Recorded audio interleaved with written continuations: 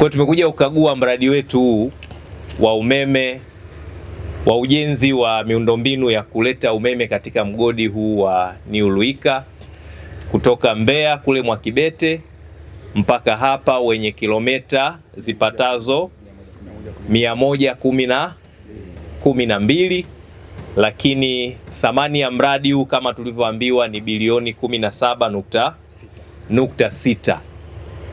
Ni mradi mkubwa, sio mradi mdogo, ni mradi mkubwa kweli kweli. Nilikuja hapa mwaka jana, tulipokea taarifa ya huu mradi na tuliwasisitiza wenzetu wa TANESCO hakikishe kwamba wanasimamia mradi uweze kukamilika kwa wakati ili uweze kuleta manufaa kwa mwekezaji. Kwa sababu mwekezaji huu kama ambavyo tumewazungumzia wawekezaji wengine, ni miongoni mwa wawekezaji ambao wamekuwa wakichangia kwa kiwango kikubwa sana kwenye kutengeneza ajira kwa Watanzania wenzetu, lakini kwenye kuchangia mapato ya serikali, lakini hali kadhalika kwenye mapato ya halmashauri, pamoja na kutoa mchango wao katika maendeleo ya jamii. Yako maeneo mengi ambayo mimi binafsi nimepita, tumepokea taarifa kwamba hapa unaambiwa hapa tulipata mchango kutoka kwa wenzetu wa Shanta, hapa tulijengewa na Shanta, hapa tulipata mchango. Kwa hiyo wamekuwa na mchango mkubwa sana katika maendeleo ya kijamii.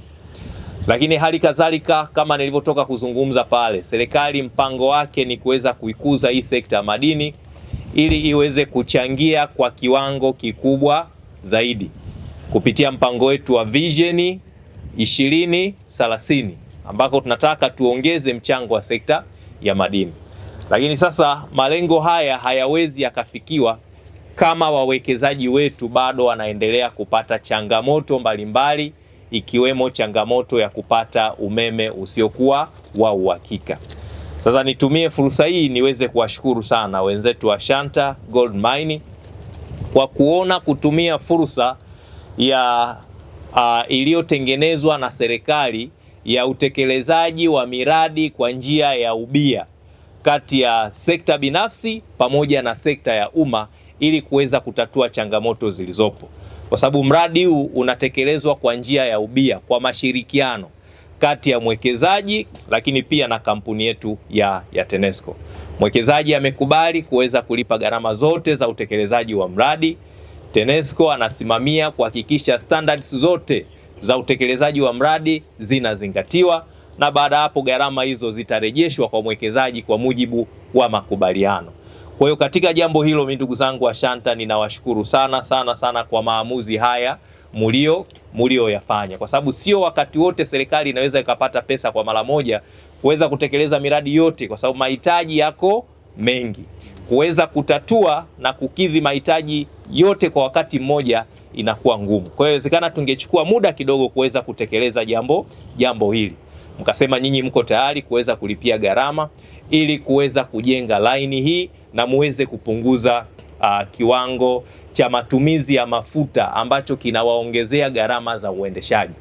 Tumetoka kuangalia pale majenereta ambayo mnayotumia kwenye eneo la uzalishaji. Mmetuambia kwa siku mnatumia mafuta yasiyopungua lita 60,000 ambazo zina thamani ya shilingi karibia bilioni 6. Maanake ni kwa siku moja.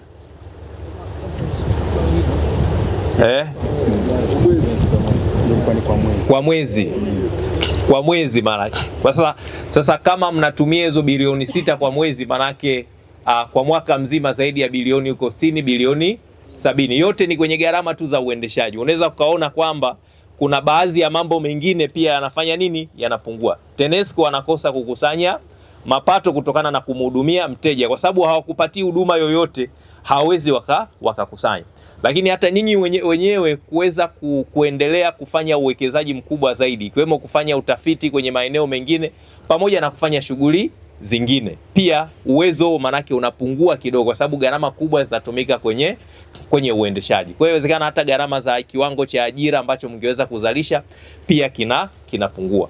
Lakini kwa kufanya uwekezaji huu, manake unawapunguzia gharama za uendeshaji, unawasaidia TANESCO kuweza kuwapatia huduma na kuweza kukusanya mapato, lakini unawezesha mgodi, kampuni kufanya uwekezaji zaidi, kutengeneza ajira nyingi, lakini kuweza kuchangia zaidi katika mapato ya serikali. Kwa hiyo uwekezaji huu ni muhimu sana, na mimi kwa niaba ya serikali niwashukuru na niwapongeze sana kwa hii fursa kubwa mlioitumia na kwa uwekezaji mkubwa mlioufanya. Jamani, naomba tuwapigie makofi. Lakini jambo lingine sasa ni kwenye eneo la ukamilishaji wa huu mradi. Tuna hatua mbili. Moja, kuunganisha kwa muda mfupi, hiyo temporary connection, ambayo wenzetu hapa wametuahidi kwamba ndani ya wiki hii watakamilisha. Na niagize na nitoe msisitizo kwamba meneja, kwa sababu umetuahidi kwamba utoke hapa, kweli mimi nitakuacha usitoke, uhakikishe kwamba kazi hiyo imekamilika na ndani ya wiki hii basi wanapata hiyo connection, ili angalau sasa waanze kupunguza machungu kidogo kutokana na gharama kubwa za uendeshaji wanazozitumia. Lakini jambo la pili sasa, baada ya kukamilika upatikanaji wa vifaa, tumalize huu mradi, ili sasa stori ya utekelezaji wa huu mradi iwe sasa tumefanya nini? Tumeikamilisha, na ndugu zetu watumie umeme kwa 100%. Lakini pamoja na hayo sasa, uhakika wa upatikanaji wa umeme, kwa sababu kujenga miundombinu ni jambo moja, lakini upatikanaji wa umeme ni jambo lingine. Mradi hautakuwa na maana kama tumeujenga, mkandarasi ya mwekezaji amejenga kwa gharama zake, alafu hana uhakika wa kupata umeme.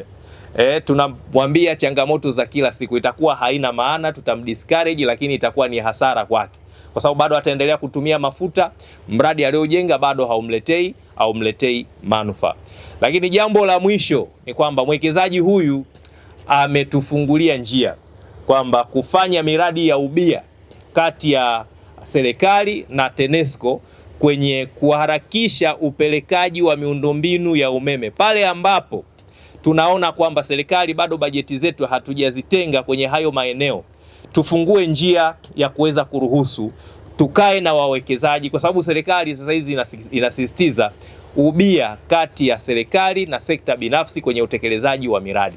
Kwa mimi naamini hapa tumeona jambo hili limewezekana kupitia Shanta Gold Mine. Kwa hiyo inaweza kuwezekana pia kupitia makampuni mengine. Pale tunapoona kwamba bajeti zetu bado kidogo zinachukua muda kidogo kwenye utekelezaji wa hiyo miradi, tunaweza tukakaa na wawekezaji tukazungumza, tukaona namna ya kufanya utekelezaji wa miradi kwa njia ambayo itawasaidia ndugu zetu kuweza kupata umeme kwa haraka, ili kuweza kuepukana na changamoto hizo ambazo zimekuwa zikiwakabili. Baada ya maelezo hayo, mimi ninawashukuru sana, na sasa tuko tayari tuweze kuendelea na ziara yetu kwenda kukagua katika maeneo mengine. Lakini ndugu zetu Shanta, tunawapongeza, tunawashukuru sana kwa jambo hili kubwa ambalo mmelifanya.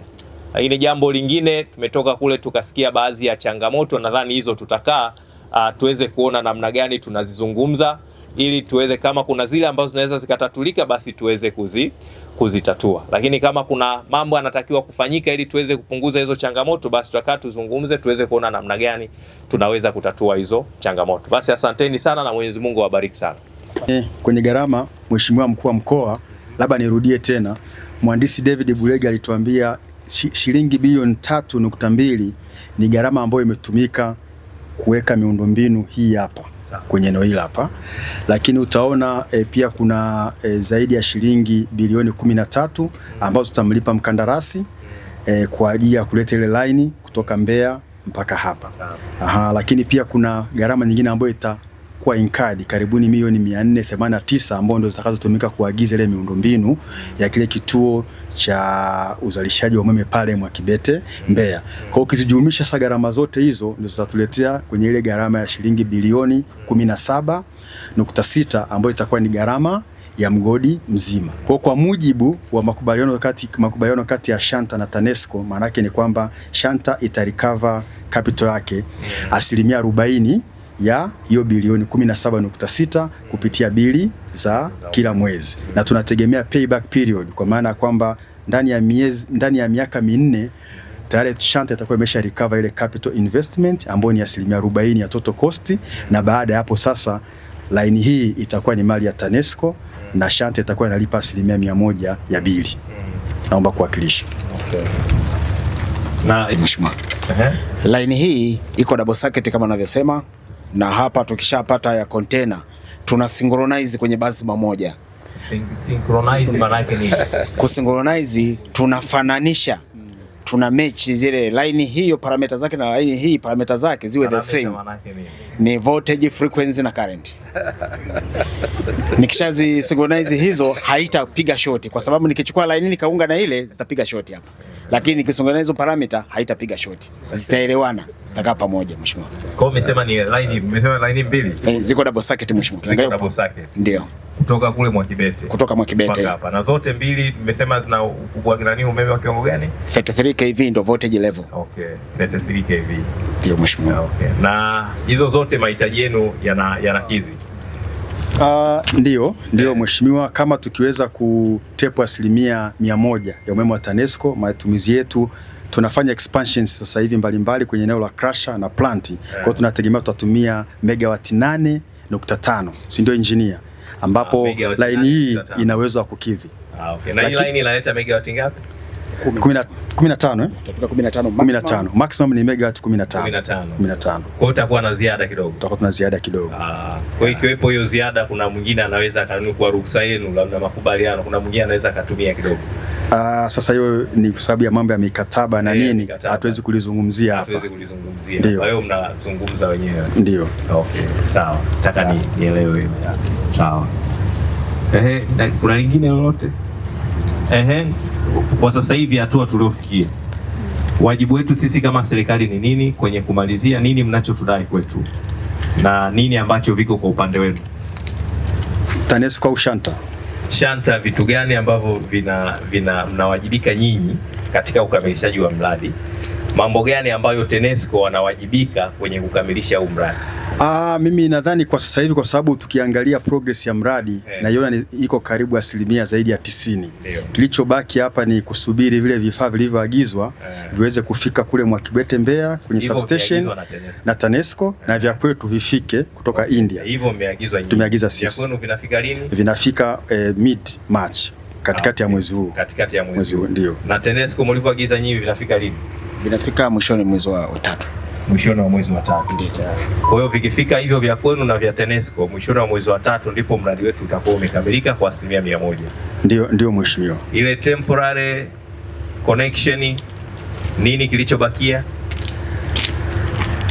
Mheshimiwa mkuu wa mkoa, kwenye temporary connection sasa hivi ndipo muda huu wanaendelea kule na maandalizi na leo timu yangu kutoka workshop kwa ajili ya kufunga hiyo metering unit kile kibuyu pale juu wameishaingia. Kwa hiyo kesho watakuwa hapa. Waweze kuona yangu niliwaambia mimi nataka nije kuona umeme, tumeshamfikishia huyu bwana. Tumuonyeshe bwana umeme wako huu hapo umeshafika. Kilichobakia ni wewe sasa. Lakini sasa jana mkaniambia bwana hatuwezi kukamilisha, tunakamilisha hizo taratibu zingine ndogo ndogo. Kweli mheshimiwa, ni kweli. Kwa sasa hiyo temporary connection basi ifanyike haraka ili tuweze kuwapunguzia kidogo nafuu wakati tunasubiri hiyo sasa kukamilika kwa mradi. Nakushukuru mkuu. Na ukimaliza tu ziara mimi na baki stock mpaka nahakikisha tumewasha hapa ndo natoka mheshimiwa. Sawa, tunashukuru sana. Mheshimiwa, labda jambo jingine kwa sababu umesema tuseme tutakachohitaji kingine kutoka kwa ndugu zetu wa TANESCO ni reliability kwa maana kwamba ni upatikanaji wa umeme sahihi muda wote, reliable supply, kwa sababu ili tuweze kupata faida ya hiki tulichokifanya lazima umeme ufike kama inavyotakiwa. Ukishuka chini tutarudi kwa ina maana. Na kwenye hilo jambo sababu tumewekeza miundombinu sawa, umeme. Mheshimiwa mkuu wa mkoa, line hii sisi tumeitreat kama interconnector. Interconnector inatoka substation mpaka substation bila kutep mteja yoyote katikati hapo. Kwa mantiki hiyo hatutaunga kitu chochote hapo katikati mpaka ifike hapa. Kwa mantiki hiyo tunategemea kwamba unless otherwise fault ziwe developed hapa. Kama ni hapo njiani labda itokee tu kuna upepo au mti umedondokea. Lakini tofauti na hapo line itafika hapa kama ilivyo na load watakayo consume itakuwa reliable kwao. Ndio. Kwa hiyo tunawahakikishia hatuna tatizo kwenye hilo. Hilo hatuna tatizo katika hilo. Okay. Sawa, ile tatizo la kupungua nguvu ile hii haiwezi kuathiri. Wao sasa hawezi kuathirika kwa sababu hawashei na mtu mwingine yeyote. Na kiwango cha umeme tulichokuwa nacho kinachofika mpaka pale kwenye kituo chetu kipo cha kutosha. Umeme upo mheshimiwa. Upo mheshimiwa. Okay. Sawa. Cha upande wa New Luika Gold Mine ambapo itakuwa inapokea umeme kutoka kituo cha Mwakibete kilomita 112 kutoka mkoa wa Mbeya. Kwa hiyo tukiangalia nyuma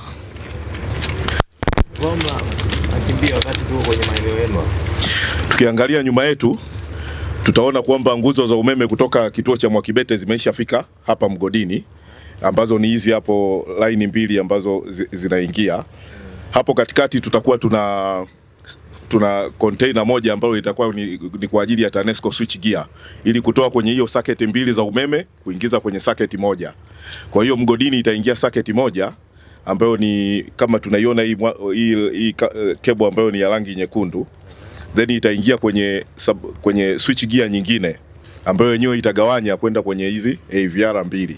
AVR ni automatic voltage regulator, na kazi yake ni kuhakikisha kwamba kama umeme unaotoka mjini Mbeya unakuja chini au juu, ina uregulate kurudisha kwenye 33 kV. Kutoka hapo zitaingia kwenye switch gear nyingine itakayokuwa kwenye hizi nguzo hapa, ambayo ndio baadhi ya vifaa ambavyo tunasema bado tunavisubiri, vimefika bandarini. Sasa hivi tunasubiri tu kuviklia vifike hapa.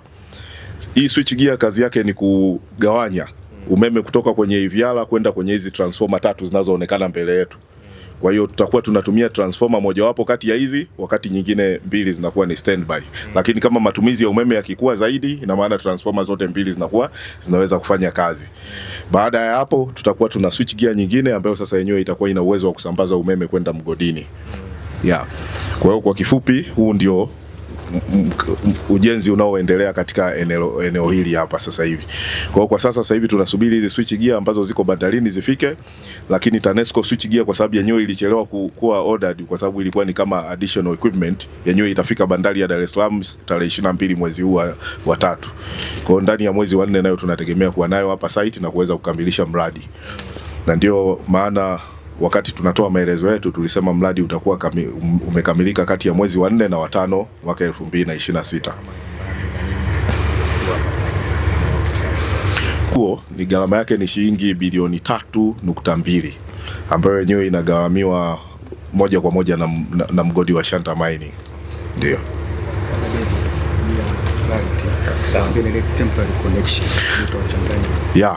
Ni kweli.